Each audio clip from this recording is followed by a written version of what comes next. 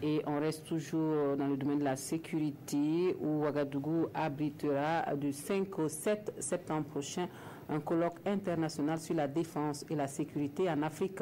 À la base de cette initiative, le Centre d'études stratégiques en défense et en sécurité, une structure créée pour contribuer à la réflexion sur la problématique de la lutte contre le terrorisme.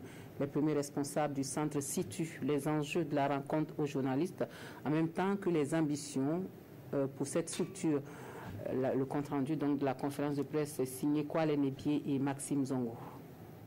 Créé pour apporter sa contribution à la réflexion stratégique sur les questions de défense et de sécurité, le Centre d'études stratégiques en défense et sécurité, basé à Ouagadougou, a choisi de marquer sa première année d'existence par un colloque international.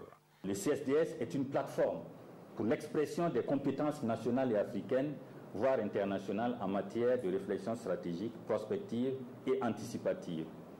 C'est du reste dans une telle perspective que l'on peut situer l'initiative de l'organisation du premier colloque international du CSDS les 5, 6 et 7 septembre prochains. La question de sécurité dans la bande sahélienne de nos jours, selon Auguste Denis Barry, tourne autour de l'efficacité des approches et des outils mis en œuvre pour combattre les menaces à la paix. Et le colloque de Ouagadougou va mettre en synergie des intelligences tant africaines qu'internationales pour questionner la problématique.